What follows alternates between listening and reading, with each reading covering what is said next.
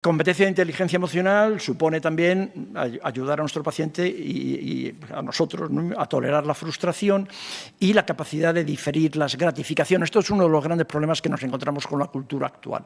La cultura actual ha acabado con la capacidad de diferir las gratificaciones. Cuando yo era chiquitín, y muchos de vosotros recordarán, nosotros recibíamos regalos 2 veces al año. 2 veces al año, exactamente el Día de Reyes, el 6 de enero, y como yo nací el 8 de agosto, yo lo tenía bien organizado, porque eran justo 6 meses. Entonces, absolutamente fantástico, ¿no? Yo tenía regalos el 6 de enero y regalos el 8 de agosto, y en medio el desierto del Mojave, el desierto absoluto. En medio no había nada. Estábamos absolutamente felices con un palo y una pelota, ¿no? No sé, no me acuerdo, no recuerdo en ningún momento haber tenido sensación de malestar. Es impensable eso en este momento, absolutamente impensable, ¿no? Bueno, pues ¿qué nos encontramos ahora en la consulta de niños y de adolescentes? Pues efectivamente, claro, chiquillos, niños, niñas, incapaces de tolerar la frustración. Absolutamente incapaces de tolerar y de diferir las gratificaciones. Tenemos que hablar de esto. Tenemos que hablar de esto también con nuestro paciente, que no puede tolerar la frustración, que eso se manifiesta muchas veces en la consulta con pacientes, con personas exigentes, muy exigentes, amenazantes, claro, que no toleran de ninguna forma las esperas o que no toleran... Claro, hay personas que tienen más capacidad, otra vez, personas con un apego seguro tienen capacidad para tolerar las frustraciones y tienen que estar 40 minutos esperando, pues lo están. No les gusta, a nadie nos gusta estar 40 minutos esperando, pero hay personas que lo pueden tolerar. Pero personas que han sido sistemáticamente abandonadas no pueden tolerar esa espera. ¿Os dais cuenta también? Hay 2 maneras, es muy claro, ¿no? Por eso nosotros, claro, en nuestro formato actual somos estrictamente puntuales en la consulta, pero ya sé que en otros muchos espacios naturalmente no se puede hacer. Pues entonces también cuando el paciente entra en la consulta desconectado, porque lleva 40 minutos esperando y está toda su vida, lleva 40 años esperando. Un paciente me contaba no hace mucho que a su madre se le olvidaba que tenía que ir a recogerle al colegio. Entonces se pasaba horas esperando en el colegio que su madre fuera a recogerle, porque se le había olvidado. ¿Sabes? Una sensación de abandono permanente. Esa persona, estar 40 minutos esperando en una sala de espera, le vuelve loco a esa persona. ¿No os parece? Le vuelve loco. Así que, ¿cómo entra en vuestra consulta? Así, absolutamente así. O sea, la corteza se la ha dejado en la sala de espera. Entras solamente en plan cocodrilo. Entra el cerebro de reptil y un poquitín de emoción además actuada. Entra con un cabreo. Vale, ¿cómo lo desarmamos? Otra vez, si nosotros no perdemos la cabeza. Si entra, ya está bien, porque entra cabreado, que entra muy cabreado, y nosotros perdemos también la cabeza, acaba aquello como acaba el Rosario de la Aurora, lógicamente, ¿no? ¿Qué podemos hacer? Tiene usted razón, cómo lo lamento, es una frustración, lo ha pasado mal, lo lamento muchísimo que haya tenido que estar esperándome, y se acabó, se desarma. Esto es, le ayudamos otra vez a ponerle cabeza. Permanentemente con nuestros pacientes y en general, ¿no? con la vida. Esos son competencias de inteligencia emocional que también no solo tenemos que ayudar a nuestros pacientes, que también tenemos que aprender nosotros, ¿no? Es una competencia de inteligencia emocional la capacidad de perseverar en el empeño a pesar de posibles frustraciones. Esto es más para nosotros, a pesar de lo difícil que nos pone el sistema sanitario nuestro trabajo en ocasiones. Pues estamos aquí y yo eso lo valoro muchísimo, vuestro esfuerzo, ¿no? Y vuestra capacidad de perseverar, ¿no? De automotivación y la sintonía emocional con los demás. Sí, me parece que esto es, otra vez, una intervención psicoterapéutica muy fácil, entre comillas, intervención psicoterapéutica elemental con todos nuestros pacientes. El que puedan entender al otro. Que puedan también, cuando miren muy enfadado con sus hijos, muy enfadado con su pareja, con su jefe, con su compañero, está bien, vamos a ver qué le pasa al otro. Y vamos a ver una cosa muy importante, que a veces yo utilizo también un esquema, un dibujito, para hacer una especie de feedback. Es que el otro es así, pero si tú respondes de esta manera, lo que estás haciendo entonces es aumentando la tensión sobre el otro. Y la tensión sobre el otro entonces hace, ¿no lo veis? Una espiral. Entonces, cada vez peor, ¿no? Yo no puedo cambiar a tu marido, pero lo que sí puedo ayudarte es a que tú puedas, no puedo cambiar a tu jefe, pero lo que quizás sí puedo hacer es ayudarte a que entiendas mejor a tu jefe, le entiendas dentro de tu jefe es un ser despreciable, todos los jefes lo son, por naturaleza, ya está, no tiene mayor problema, una maldición bíblica. Sí, está en la Biblia, una maldición, te echan de Oropesa del mar, te echan del paraíso, Torrevieja y te obligan a parir sin epidural y a trabajar con un jefe, a trabajar con el sudor de tu frente. Así que el trabajo es una maldición bíblica, ¿no? Bueno, a tu jefe le pasan cosas. Vamos a ver ahora cómo hacemos. Tu jefe no va a cambiar, pero tú sí puedes cambiar la manera de responder a sus mensajes y poder otra vez ponerle cabeza a tu jefe cuando tu jefe pierde la cabeza, ¿no? Técnicas corporales que podemos utilizar en la práctica que ayudan mucho, muchísimas. Desde, por supuesto, cuidar la alimentación y proponer a nuestro paciente, como integración del recurso terapéutico, lo que llamamos alimentación psicosaludable. Alimentación, esto es la función cerebral, como sabemos todos perfectamente, la función cerebral y su correlato, las funciones mentales, pues tienen que ver con el metabolismo del triptófano, de la fenilalanina, que son aminoácidos esenciales que proceden de la dieta. Exactamente así, de ácidos grasos omega 3, que son los que forman parte de las membranas de los receptores pre- y posinápticos. Entonces, bueno, tenemos que ver cómo come nuestro paciente. Nuestro paciente come mal, siempre, o mayoritariamente comen mal. La inmensa mayoría de ellos comen mal y nadie les ha dicho tampoco...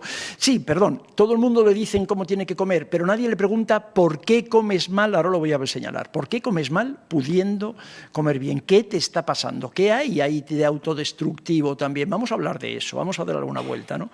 Lo del sueño ya ni te cuento, ¿no? Lo del sueño, y el sueño con los niños, eso es catastrófico, ¿no? En una generación se han perdido 2 horas y media de sueño. Es una cosa terrorífica.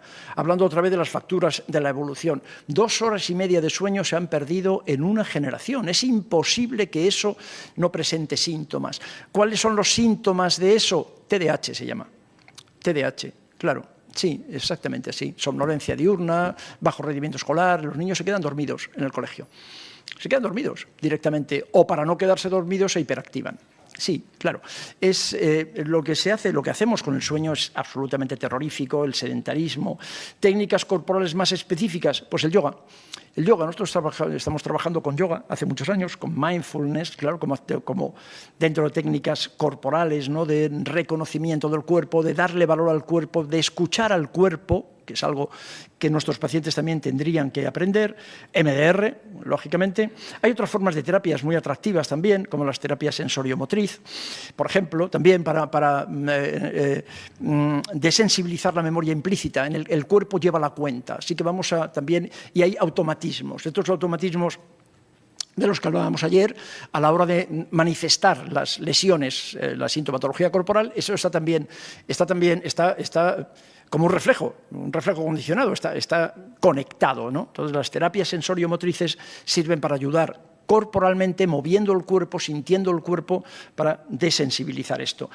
Y bueno, como técnica corporal, técnica biológica, pues pongo ahí lo de la psicofarmacología, lo pongo con signos de exclamación entre los dos.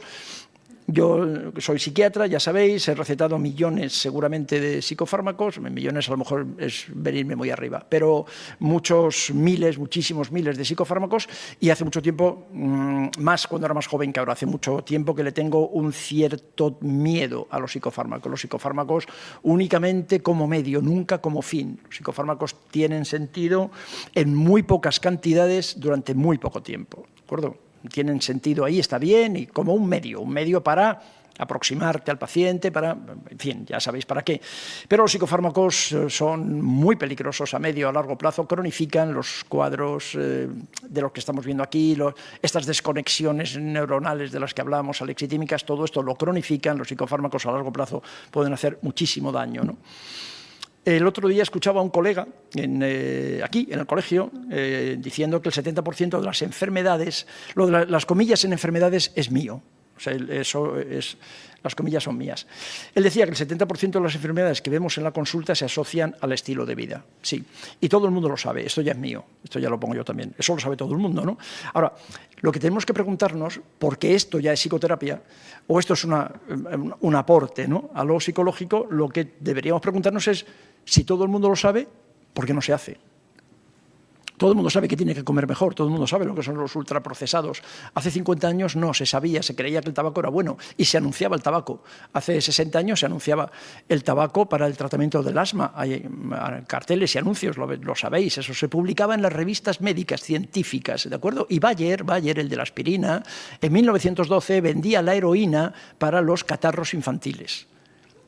¿de acuerdo? Con artículos científicos publicados en las revistas médicas, 1912. Hace un poco de esto, ¿no? Pero la heroína la inventa Bayer, como sabéis, y la llaman así, heroína. Y la venden, y yo tengo las fotos, es muy, muy bonito, los carteles, como promocionando la heroína en el tratamiento de la tos y de los catarros infantiles. Y la cocaína la vendían los laboratorios Smith, que luego fueron Smith, Klein and Friends, que luego fue Beecham y que ahora es Glaxo. Pues Glaxo vendía cocaína para los dolores dentarios infantiles. La cocaína. Sí, esto es la industria farmacéutica y sus conocimientos y su información científica. ¿Por qué no se cambia? ¿Por qué, sabiendo con lo que todos sabemos, por qué no se cambia, ¿no? Es lo que llamamos el misterio de la voluntad perdida, ¿no? Parafraseando a José Antonio Marina. La psicoterapia de la motivación. Eso tendremos que, en lugar de enfadarnos cuando le decimos al paciente, tienes que dejar de fumar, tienes que dejar de fumar, tienes que dejar de comer, tienes que dejar en plan de órdenes. Y sabéis que eso no funciona, lo sabéis perfectamente, ¿no? Entonces tendremos que ver por qué no pueden hacerlo. O sea, ¿por qué no pueden cambiar de estilo de vida? ¿Qué es lo que les impide cambiar del estilo de vida? Eso es otro mandato. Es un mandato social, es un mandato cultural y es un mandato familiar. Y tiene que ver con algo que le está ocurriendo seguramente en este momento. Vamos a preguntarle por qué no puedes. ¿Por qué no puede dejar de fumar? ¿Por qué no puede comer mejor? ¿No? Comer mejor en España tampoco es mucho más caro que comer basura, ¿no? Vamos a intentar verlo. ¿Qué tiene que ver con frecuencia todo esto? La influencia de la cultura. Lo que estamos viendo en este momento es un auténtico desfondamiento vital que se ve con mucha facilidad en las expectativas de los jóvenes con el futuro, ¿no? Es algo en lo que tendríamos que... Hay un autor que conocéis mucho, muchos lo conocéis seguramente todos, un filósofo coreano que trabaja en Berlín, se llama profesor de la Universidad de Berlín, se llama Byung-Chul Han. Byung-Chul Han, ¿eh? El libro que os voy a recomendar, que os va a gustar, es un librito muy, muy finito, un libro también de bolsillo, se llama La sociedad del cansancio. Entonces búscalo por La sociedad del cansancio. Búscalo por La sociedad del cansancio. Está editado por Herder y el autor es Byung-Chul Han. Pero da igual el autor, lo vas a ver cuando pidas el libro. Está en cualquier sitio, está en el Corte Inglés, está en cualquier, en cualquier librería. Es un tipo que ha escrito mucho, que escribe mucho y que escribe bien. Bueno, en La sociedad del cansancio os va a explicar, entre otras cosas, la fatiga crónica, por supuesto, también la fibromialgia. Es un filósofo, ¿eh? El tipo es un filósofo, no es un médico. Pero te va a dar mucha información sobre muchos de tus pacientes, con esa sociedad del cansancio, como la presión social, la presión cultural, la presión social está matándonos, literalmente. Y te lo cuenta muy bien desde el punto de vista filosófico. Me parece que es otra de las carencias que tiene la formación médica, es decir, que me parece que esto, claro, tendríamos que manejarlo mejor en las nuevas generaciones, para las nuevas generaciones de médicos, ¿no? Hay un college, se estableció hace como 8 o 10 años, se inventó ya una sociedad americana de medicina, del estilo de vida, que editan unos panfletitos como este, que lo tenéis en internet también. Estos panfletitos, bueno, pues yo se los doy a mis pacientes para hablar de ello, para hablar no tanto de lo que tiene que hacer, sino sobre todo me parece que la cuestión y la trampa, cuando les damos instrucciones de ese estilo, es que no la hacen. Y si no lo van a hacer, no van a cumplimentar la instrucción, entonces van a venir a la siguiente consulta peor, porque van a sentirse culpables porque no han hecho lo que tú les has dicho que tienen que hacer, porque se dan cuenta de que tú tienes razón, lo saben. Y sin embargo, ahora, ¿cómo le digo a la doctora que no he hecho nada, ¿no? Entonces, les damos este panfletito y vamos a ver, venga, vamos a ponernos juntos el reto, a ver de esto qué es lo que podemos ir mejorando. Que no se sientan culpables, porque al final hay un chiste por ahí de Forges, mi médico me ha dicho que no puedo comer, que no puedo comer colesterol, ni sexo, ni tabaco, ni no sé qué. ¿Y tú qué has hecho? Cambiar de médico. Claro, esto es exactamente así, ¿no? Entonces, bueno, le damos este tipo de folletín, pero lo que yo quiero es hablar con él de todo esto, ¿no?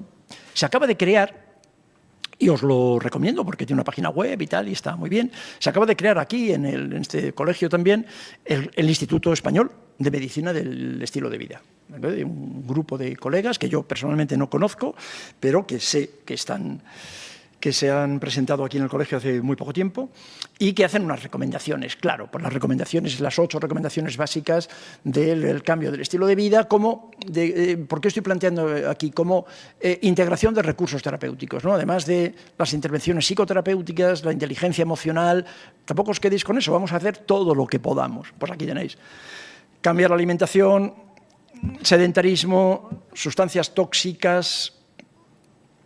Dentro del consumo de sustancias tóxicas, esto no es esto lo he copiado directamente de las propuestas del Instituto Español de Medicina del Estilo de Vida.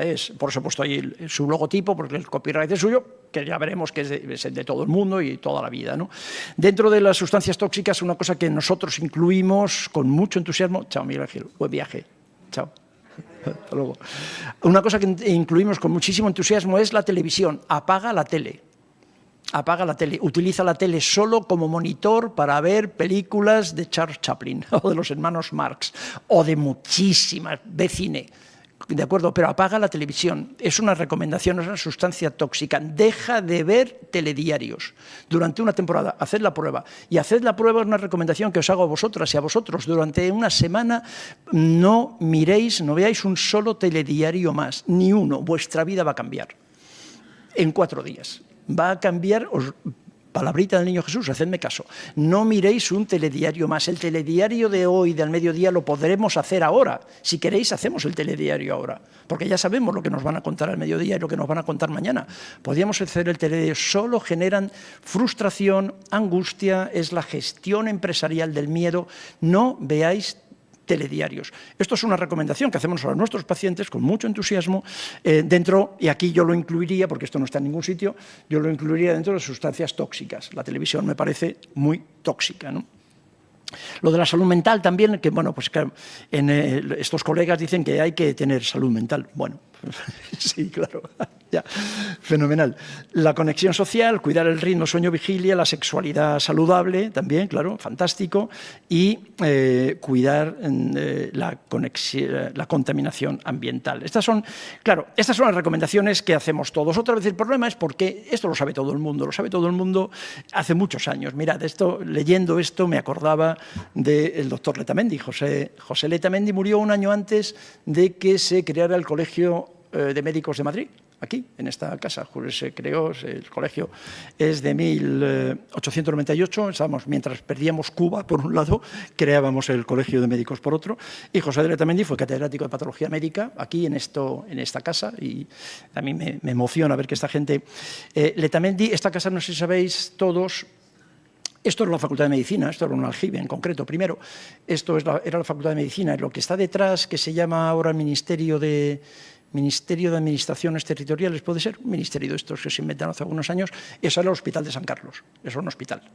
Ese era el Hospital de San Carlos y fue hospital, y yo vine todavía alguna vez aquí, el hospital hasta 1951. Porque en 1951 es cuando se inaugura el Hospital Clínico de San Carlos, que está en la Moncloa. Se empezó a construir en 1928, empezó a construir y casi se termina durante la Segunda República, la guerra lo destruye y luego, como no tenían mucha prisa, pues se reinaugura el 20 de enero de 1951 con el ingreso de María Garrido, que fue la primera paciente que ingresó en el Hospital Clínico de San Carlos. Bueno, un chascarrillo que no vale para nada, pero que José de Letamendi fue catedrático de esta casa y uno de los impulsores de la creación del Colegio de Médicos, y al final lo que nos decía era esto, que me parece una cosa preciosa.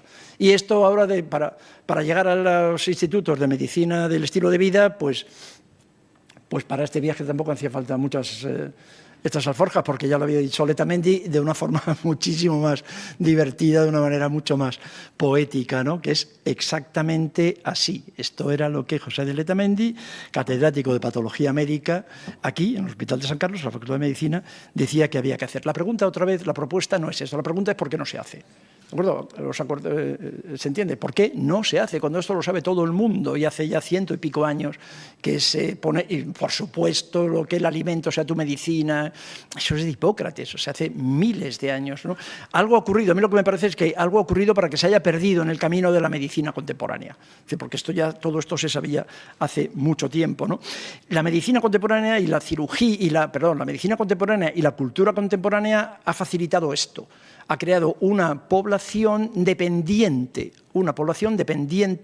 de los remedios fáciles, de las soluciones fáciles. La cola para que me den píldoras es de esta naturaleza, para cambiar del estilo de vida es mucho más complicado. Eso es uno de los retos, yo creo, que tenemos sobre los que tenemos que trabajar para reconectarnos. Me gusta mucho también este autor y puestos a recomendar los libros, como no os he recomendado ninguno, pues aquí va otro más. Johann Hari, Las conexiones perdidas. Este tipo, un hombre que él es periodista, periodista de investigación, periodista especializado en sanidad, pero es periodista. Este escocés que comienza su libro contando que ha estado 18 años tomando antidepresivos a partir de un diagnóstico de depresión, y él te cuenta cómo y lo que... Bueno, él escribe este librito, Las conexiones perdidas, que me encantó. Yo lo leí desde el año pasado, el anterior, me gustó muchísimo, ¿no? Las conexiones perdidas, y él hace una reflexión que me parece muy interesante, que os invito también como médicos, porque lo vais a disfrutar. Es otro librito muy barato, muy fácil de leer y que podéis recomendar seguramente a personas queridas, ¿no? En relación con la depresión, pero yo lo ampliaría mucho más, ¿no? No solo para la depresión, sino que muchas de las enfermedades que hemos visto aquí en estos 2 días tienen que ver con que la cultura nos ha desconectado y que estamos desconectados. ¿De acuerdo? Y él habla de las conexiones perdidas y se refiere sobre todo a estas desconexiones, ¿no? Desconexión de un trabajo con sentido. Y va contándoos historias clínicas, historias particulares, historias personales, ¿no? Muy, muy interesante, está bien escrito, está muy bien traducido. Yo lo he leído en español y me ha parecido que está bien traducido. La desconexión de un trabajo, la desconexión con otras personas, de valores significativos, la desconexión de los traumas infantiles, del estatus, el respeto al mundo natural.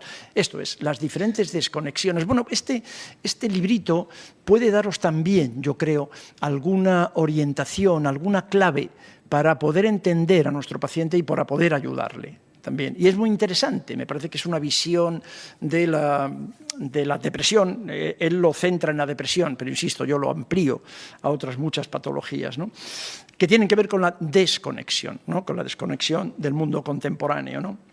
En esta misma línea, el propio Siegel, el autor del modelo que veíamos del cerebro, pues recomienda una serie de actividades a lo largo del día, actividades de la vida cotidiana, que él, como neurocientífico, como neuroinvestigador, asocia, él y todo su grupo de la UCLA, asocia a la neuroplasticidad, ¿de acuerdo? A la estimulación del BDNF y a la neuroplasticidad y al mantenimiento de las funciones mentales a pesar de la edad. Bueno, lo plantea una serie de cosas y a mí me parece también, claro, pues muy interesante, y os lo voy a recomendar a todos. Practicar ejercicio aeróbico, hay elementos que, como veis, están en todas partes, ¿no? Elementos absolutamente comunes y que no siempre estamos atentos a recomendarlo, ¿no? Él habla de disfrutar de novedades y salir eventualmente de la zona de confort. Eso crea nuevas conexiones neuronales. La duda es muy importante. Salir de tu zona de confort. No vayas siempre al mismo restaurante. No vayas siempre a veranear al mismo sitio. Sal de tu zona de confort. Vete a otros sitios. Come en otros lugares. Luego ese restaurante te gustará menos. Todo, ya no vuelves más, no importa. Pero sal de tu zona de confort. Haz cosas distintas cada día, ¿no? Haz cosas nuevas. Eso es un elemento muy importante, ¿no?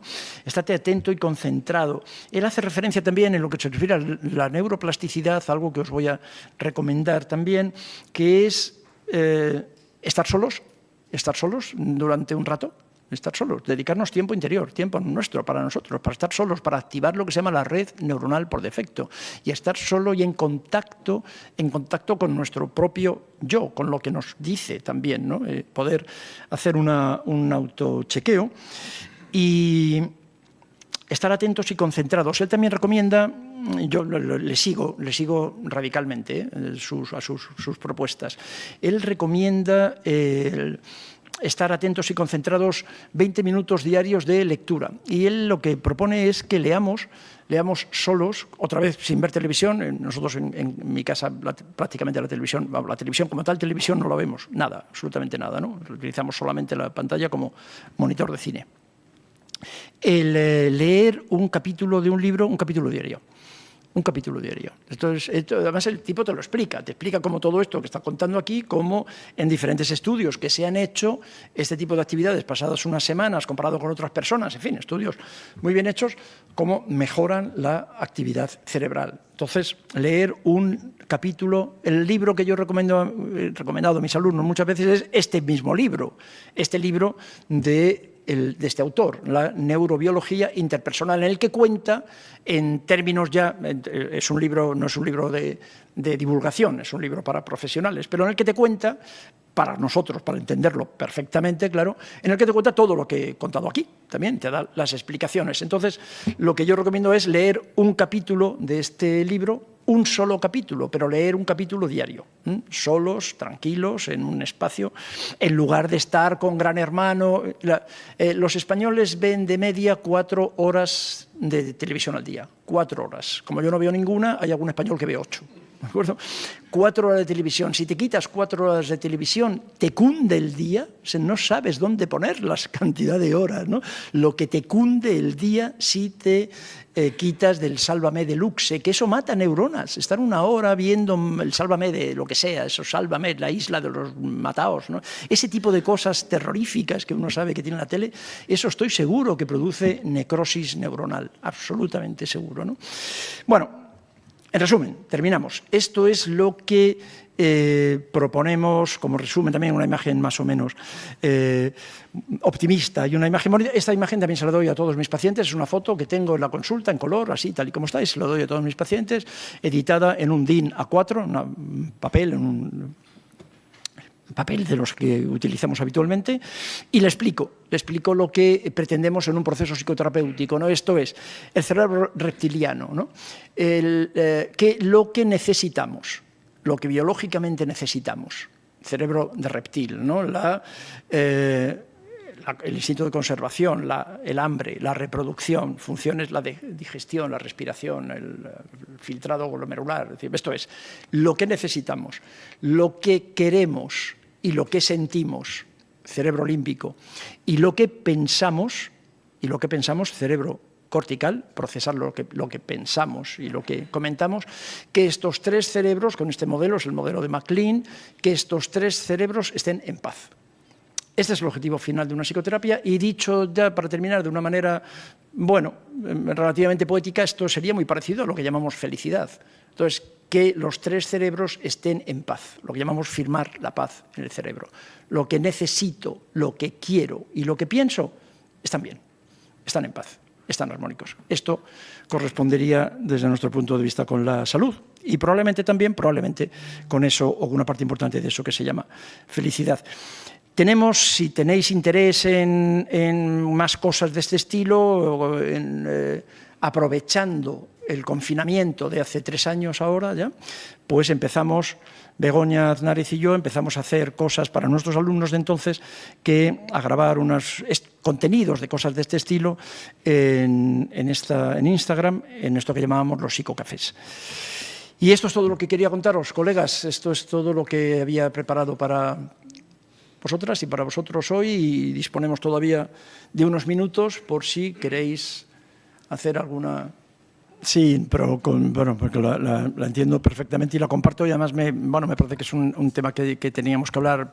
Para quienes están viendo el vídeo, un compañero me pregunta por mi opinión sobre el estado de la cuestión con respecto al TDAH, trastorno por déficit de atención, el TDAH con hiperactividad, porque yo lo he señalado aquí de pasada en alguna ocasión como una manifestación social. ¿Cuál es mi opinión? Bueno, ¿cuál es el estado actual de la cuestión? Tú haces referencia, claro, qué pasa con los genes, qué pasa con lo cultural.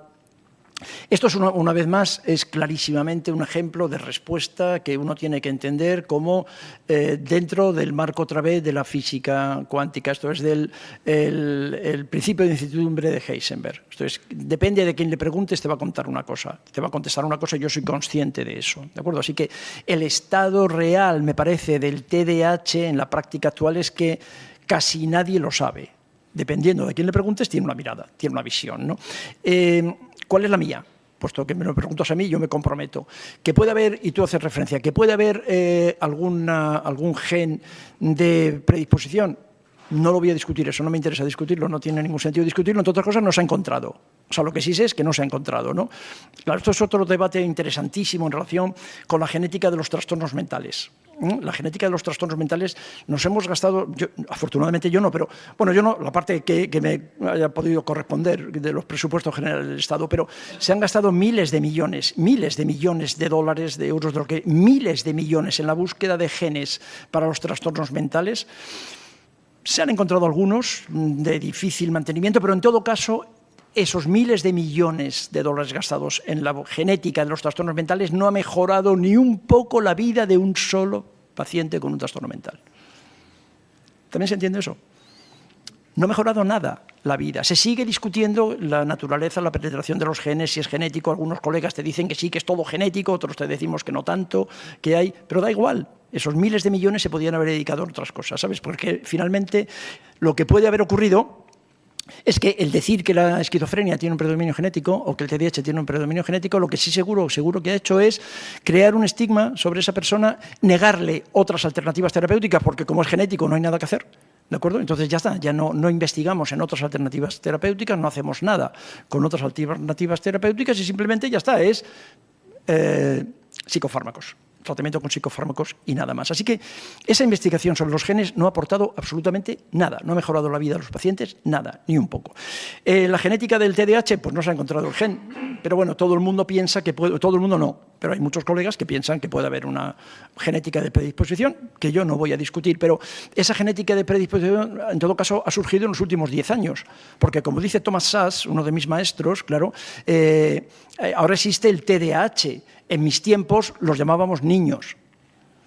¿Sabes? Esto es, la genética ha sido una mutación genética de los últimos 10 años. Insisto, hace 20 años no había TDAHs, hace 40 mucho menos. Había uno. Todos en el colegio teníamos, sí, un chaval que era revoltoso, se les decía, o algo parecido, ¿no? Que era desatento, que era revoltoso. Yo recuerdo perfectamente uno, recuerdo un compañero mío en el colegio en el que yo estuve, el colegio Alamán.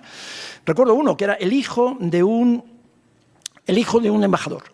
embajador de un país americano y que él nos contaba, claro, que, bueno, que cada año y medio, 2 años cambiaba de país, cambiaba de lugar, del mundo, ¿sabes? Entonces sí, estaba descentrado, estaba desatento, estaba hiperactivo. Me acuerdo perfectamente de él y era el único chaval que yo tuve oportunidad de ver con lo que hoy llamaríamos un TDAH, seguramente. Hoy es el 10% de la población infantil, claro. Hace 5 años era el 5%.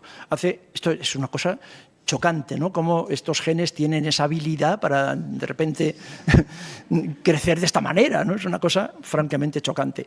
Lo que parece muy claro, sin embargo, es que lo que sí que está asociado a los cambios en el estilo de crianza. Y me parece que el TDAH es uno de esas facturas que pagamos en relación con los cambios evolutivos culturales. ¿Cómo? Con la cabeza, otra vez, la cabeza, la corteza cerebral avanza mucho más deprisa. Los cambios en la ideología son mucho más rápidos que la adaptación. Esto es evolución, pura evolución. Los cambios, la ideología, pensamos mucho más deprisa de lo que nos adaptamos. ¿Nos parece? Entonces, desde el punto de vista de la cabeza, del pensamiento, cambiar el estilo de crianza, yo os contaba, yo empecé a ir al colegio con 4 años. En aquella época no había niños con TDAH, de verdad que no lo sabía. Claro. Pero es que todos empezábamos, es que no había preescolares, es que no había guarderías. Empezábamos con 4 años el colegio, no había, ¿sabes? No había. Ahora se hace de otra forma y jamás vamos a hacer un juicio de valor sobre eso. Racionalmente estamos decididos a ir en esa dirección. Pero sin hacer un juicio de valor, por favor, ¿ha cambiado el estilo de crianza? en la última generación, ni siquiera en las últimas, en los últimos 20 años ha cambiado el estilo de crianza, la forma de vincularse madre, padre, padre, padre, madre, madre, hijo, el estilo de crianza? ¿Ha cambiado o no ha cambiado? ¿Estamos de acuerdo en eso? Pues ya está, se ha terminado. Esto es, ese se ha terminado, vamos, no se ha terminado, discúlpame, pero quiero decir que esa es mi respuesta. Esa es mi respuesta. Entonces, es imposible que este cambio en el estilo de crianza de los últimos 20 años, es imposible que nos adaptemos a él en 20 años sin síntomas. ¿De acuerdo? Darwin estaría orgulloso de mí. Sí, claro, y bueno, yo no lo estoy diciendo por él, pero es que esto es evolución pura, y nada más. Entonces, ¿qué ocurre con esta eclosión de niños con TDAH? Mírame, por las malas. ¿De acuerdo? Y luego, pues cuando encontréis un gen, me lo decís. Y cuando encontréis un gen, que nos ha encontrado, insisto, pero cuando se encuentre ese gen, pues tampoco tenemos muchas opciones que hacer con eso, porque a su vez, una vez que se le ha diagnosticado al chiquitín con TDAH, se ha terminado la historia. Anfetaminas para el resto de su vida, para considerarle ya un enfermo. Y a mí me parece injusto. A mí, que he visto muchos niños así, claro, muchos padres que están sufriendo. Ahí el sufrimiento no es solamente el sufrimiento del chiquitín. La madre y el padre se dan cuenta de esto que estoy diciendo yo, y me lo han dicho, y lo he hablado con ellos, y los padres han terminado llorando también. Esto es, el sufrimiento es un sufrimiento familiar. ¿De acuerdo? Están sufriendo todos. Y me parece injusto que solo se lleve la etiqueta y el tratamiento farmacológico uno de los miembros del sistema, cuando es todo el sistema el que está sufriendo, incluyendo la cultura, incluyendo el macrosistema, que se da cuenta que dejar a un chiquitín, todas las madres que yo conozco, y conozco muchas madres sanas, sufren dejando a su recién nacido a los 4 meses en la guardería. ¿O no? Todas sufren, todas. Y la que no, sospechamos, ¿sabes? Sí hay un nivel de sufrimiento, ¿no? Claro, pues de eso estamos hablando, ¿sabes? Con 4 meses estás en una guardería. Y ya está. Y a partir de ahí, eso está bien, eso está fantástico. ¿Eso forma parte de la cultura actual? Sin ninguna duda, no voy a hacer un juicio de valor, esto es lo que hay, esto es lo que se hace, y estamos todos dispuestos a que eso se haga, porque eso tiene muchos beneficios en lo que se refiere a... Seguro, pero lo que os digo siempre... Simplemente no es gratis. O sea, el resumen final de este curso es que las enfermedades son una factura que pagamos. ¿Vale? Y esto es un ejemplo. Es una factura que pagamos por no hacer algunas cosas o hacer otras. Esto es una factura que pagamos por cada cambio que hacemos en nuestra vida.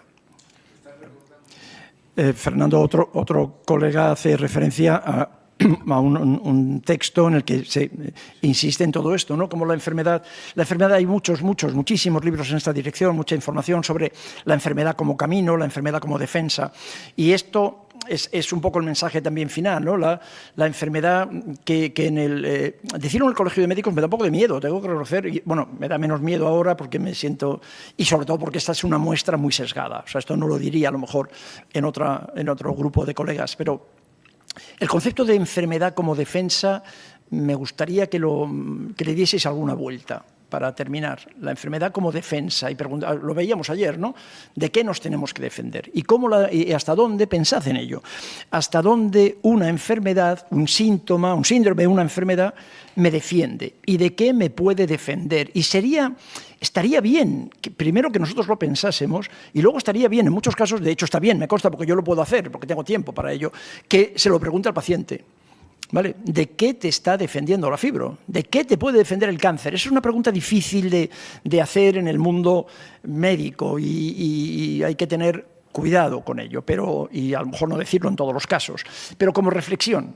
Esto es, que lo que planteamos desde la visión, desde la teoría del todo, que os decía antes, que veamos al paciente mucho más allá de la categoría diagnóstica, de la categoría DSM-5 en el caso del TDAH, o de la categoría reumatológica, más allá de la artritis reumatoide. ¿La artritis reumatoide es una enfermedad autoinmune? No. La artritis reumatoide tiene una explicación, una mediación autoinmune. La artritis reumatoide no es una enfermedad autoinmune. Me estoy viniendo arriba y me da un poco de miedo. Disculpadme. ¿Entendéis lo que quiero decir? Es una mediación. No voy a discutir de ninguna forma la cualidad autoinmune de la artritis reumatoide. ¿Cómo voy a discutir eso? De ninguna forma. Pero lo que me preocupa un poco es que se diga, la artritis reumatoide es una enfermedad autoinmune. Tiene una explicación autoinmune, ¿entendéis? Tiene una mediación autoinmune. Sí, seguro que sí. Pero vamos a hablar del enfermo que en este momento concreto de su vida hace una confusión tisular por la que empieza a agredir a sus cartílagos articulares. ¿Se entiende? O sea, no existen enfermos, personas autoinmunes. No, no. Y las enfermedades no son más que una manera parcializada, artificialmente parcializada de mirar a un ser humano. ¿Vale? Entonces el TDAH como no, el TDAH es una manifestación familiar, grupal, social de un cambio, que aparece de esta manera. No, TDAH es una de ellas. Algo que todos sabéis es que, porque están todos los medios de comunicación, que cada vez tenemos más presión en los centros clínicos para atender a niños o para atender a adolescentes. ¿Os suena eso? ¿Eso también es genético? ¿Es que de repente ahora todos los niños tienen cosas genéticas que hacen que tengan que ir al psicoterapeuta? La verdad es que no. Sinceramente, ¿qué es lo que ha cambiado? Pues que los niños ahora en todas las cosas tienen teléfono móvil. Un debate que leo el periódico, que eso sí lo hago a diario, un debate que está ahora, como sabéis, en todo el mundo, es el que pretenden prohibir el uso de los teléfonos móviles a los niños. Nos hemos metido hace 20 años, nos hemos metido en una situación absolutamente catastrófica que no sé si va a tener solución ahora, ¿no? Pero es verdad, un niño con 8 años no puede tener acceso a canales de pornografía, no puede, y sin embargo la tiene. Claro, eso es genético, entonces, que ese niño trastornado, absolutamente trastornado, disperso, que no puede dormir, que no puede comer, que tiene unas broncas terribles, que se descontrola, ¿eso es genético? No es nada genético, no, nada. Y sin embargo las consultas de psicología infantil están absolutamente ahora mismo saturadas, no sabemos ya qué hacer. No hay genética en eso. Hacedme caso, de verdad, que no hay genética, que no la hay. Lo que ocurre es que, bueno, la cultura va... Y cada cultura ha tenido, ahora tenemos esto. Yo no voy a ponerme ahora en plan de que de ninguna manera cualquier tiempo pasado, como decía Jorge Manrique, ¿no? Cualquier tiempo pasado fue anterior, pero nada más, no mejor necesariamente, ¿no? No voy a defender esto, pero esto es lo que hay. Lo que tenemos ahora es esto, y esto tiene sus enfermedades. Bueno, en el siglo XIX estaba la tuberculosis. O sea, cuidado también, no vamos a plantear que esto es mucho peor que... No, pero que cada cultura tiene sus enfermedades, esto sí me parece, y una de las enfermedades de la cultura actuales es el TDAH, otra vez como metáfora de lo que decíamos, de la factura que hay que pagar por cambiar el estilo de crianza. Y ya está, ¿y qué hacemos? Pues nos aguantamos y pagamos esas facturas. El ser humano va pagando facturas. Todas las enfermedades corporales actuales tienen, o la inmensa mayoría, ese 74% que decían nuestros colegas del estilo de vida, que son de las consultas, ese 70% de enfermedades tienen 12.000 años de antigüedad. 12.000 años de antigüedad. Todas ellas comenzaron con la revolución agrícola hace 12.000 años. Y ya está, y ahí están.